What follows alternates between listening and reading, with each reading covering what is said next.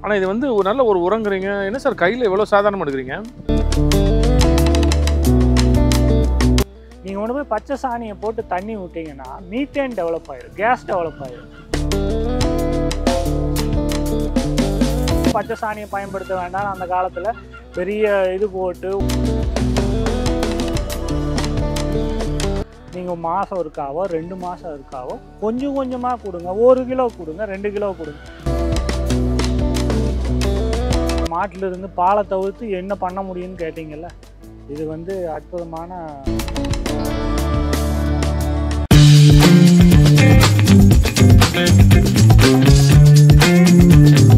Sir வரும்போதே பார்த்தோம், வேற ரயில் பெட்டி மாதிரி இருக்குது.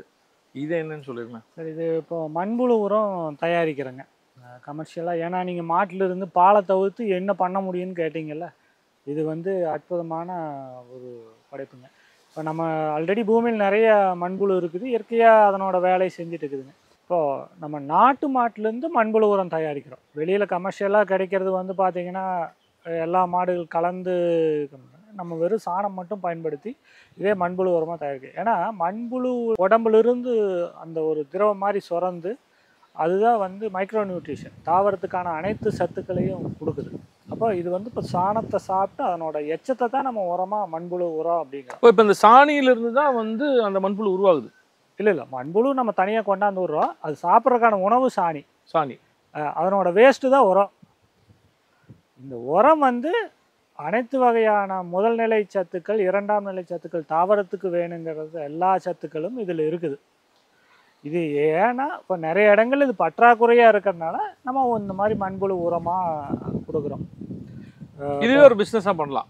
இது நிறைய பண்ணுறாங்க. இப்போ நம்ம இது வந்து இப்போ இது தொழிலாக தான் பண்ணுறோம். இது வந்து நம்ம அதுலேருந்து வர வேஸ்ட் எடுத்து இப்போ இந்த மாதிரி பண்ணுறோம். நம்ம புழுவும் விற்பனை பண்ணுறோம். இப்போ ஒருத்தர் வந்து மண்புழு ஒரு பெட்டு போடுறாரு அப்படின்னா நம்ம புழுவும் கொடுக்குறோம். அப்போ இதுக்கு தான் பெட்டு? ஆமாங்க. அவர் முதல் டைம் ஒரு கொஞ்சம் புழு வாங்கி கொண்டு போய் உற்பத்தி பண்ணிட்டாருன்னா அதுலேருந்து பெருகிடும். அது நிறைய குட்டி போட்டு நிறைய பெருக ஆரம்பிச்சிடும். நம்ம முதல் டைம் மட்டும் வாங்கணும். ஏன்னா இந்த மண்புழு உரப்பை நம்ம ஒரு வீட்டு தோட்டம், மாடி தோட்டம் வச்சுருக்குறாங்க, அந்த மாதிரி உங்களுக்கு கொடுக்குறோம். நர்சரிஸுக்கு கொடுக்குறோம். விவசாயிகளுக்கு எல்லா பயிர்களுக்குமே கொடுக்குறோம். இந்த மண்புழு உரத்துலேருந்து ஒரு 10 வகையான இது செய்கிறோம். அது அந்த மண்புழு உரம் இப்போது அது கூட அசோஸ்பைரில் மிக்ஸ் பண்ணி, சூடோமோனாஸ் மிக்ஸ் பண்ணி, பேசிலஸ் மிக்ஸ் பண்ணி அவங்களோட விவசாயிகளுடைய தேவைக்கு தகுந்த மாதிரி நம்ம வந்து இது பண்ணுறோம். நம்ம முக்கியமாக நம்ம பண்ணையில் இதை பயன்படுத்தலை. நம்ம அமிர்த கரைசல், ஜீவாமிர்தான அந்த லிக்விட் பார்ட் எல்லாமே இருக்கிறதுனால இதனுடைய தேவை நம்மளுக்கு ரொம்ப கம்மி. நம்ம பயன்படுத்துறது இல்லை. வெளியில் வந்து இப்போ பயன்படுத்துகிறோம். இப்போ பார்த்திங்கன்னா மேலே வந்து போட்டுக்கிறது, அதாவது சூடு படாமல் இருக்கிறது, வெயில் படாமல் இருக்கிறதுக்கு மண்புழுவுக்கு இருட்டு இருக்கணும், ப்ளஸ் வெளிச்சம் இருக்கக்கூடாது. இருட்டில் தான் அது உயிர் வாழ்வும். அதான் இந்த ஒரு டார்க் மாதிரி ஷெட். நார்மல் டெம்பரேச்சரை விட ஒரு 3-4 டிகிரி கம்மியாக இருக்கணும். அப்போ நம்மளுக்கு ஈரப்பதத்துக்கு தான் ஸ்ப்ரிங்க்லர் போட்டுக்கிறோம். எப்பவுமே ஈரப்பதமாக இருக்கும். ஸ்ப்ரிங்க்லர் எப்பவுமே ஈரப்பதம் அடிக்கும். காலையில் ஈவினிங் ஸ்ப்ரே ஆகிடும். அப்போ ஈரமாகவே இருக்கும்.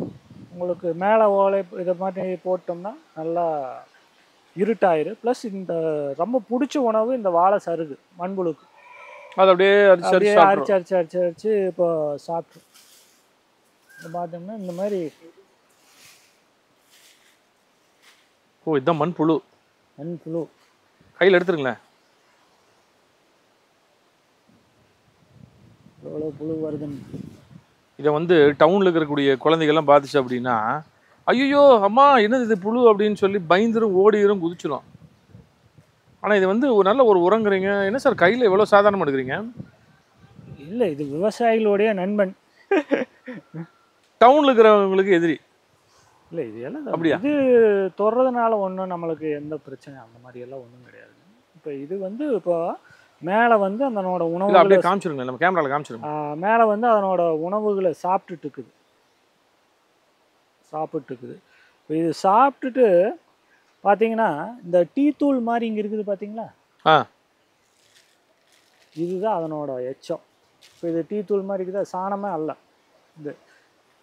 இதுதான் மண்புழு உரம். மண்புழு உரம்னா நம்ம போட்டதில் வெயிட்டில் கிட்டத்தட்ட 25% தான் வெயிட்டுக்கு இந்த மாதிரி பஞ்சு மாதிரி ஆயிடும். இதுதான் ஒரிஜினலான மண்புழு உரம். இதை வந்து நம்ம பயிர்களுக்கு பயன்படுத்தும் போது மற்ற ரசாயன உரங்கள் பயன்பாடு தேவையில்லை. இல்லை, இப்போ நீங்கள் பொதுவாக நம்ம ஊரெல்லாம் வந்து பொள்ளாச்சி எல்லாம் வந்து பார்த்துட்டிங்கன்னா தோப்பு தான். அதுக்கு இது பயன்படுத்தலாம்னு சொல்கிறீங்களா? பயன்படுத்துகிறாங்க. வீட்டையே வாங்கிட்டு போய் தென்னைக்கு பயன்படுத்துகிறாங்க, வாழைக்கு பயன்படுத்துகிறாங்க, காய்கறிகளுக்கு பயன்படுத்துகிறாங்க. நீங்கள் சாணம் வந்து நம்மளால் கூடையாக கொண்டு போய் இப்போ 4 கூடை போட்டேன் அப்படின்னு சொல்லி பச்சை சாணத்தை போடுறாங்க. பச்சை சாணத்தை 40 கிலோ போடுறதுக்கு மண்புழு உரம் 4 கிலோ போட்டால் போதும். ஆமாம். ஏன்னா ஒரு சின்ன ஒரு கேள்வி உங்ககிட்ட. 1 ஏக்கரை வச்சுருந்தாலே ஒரு வண்டி சாணி எருவு போடணும், அது கிட்டத்தட்ட 8,000 ரூபாயிலேருந்து 10,000 ரூபா வந்துடுது. ஸோ அது வேண்டாங்கிறீங்க. ஆள் கூலி அதிகம், டிரான்ஸ்போர்ட் பண்ணி கொண்டு போய் போடுறது சிரமம் அதிகம். அதனால் மண் அதை எடுத்துக்குமானா எடுத்துக்காது. இப்போ அந்த நீ கொண்டு சாணியை வேறு எடுத்துக்கணும், அந்த பயிர் எடுத்துக்கணும்னா அந்த மண்ணில் முதல் பாக்டீரியா இருக்கணும்.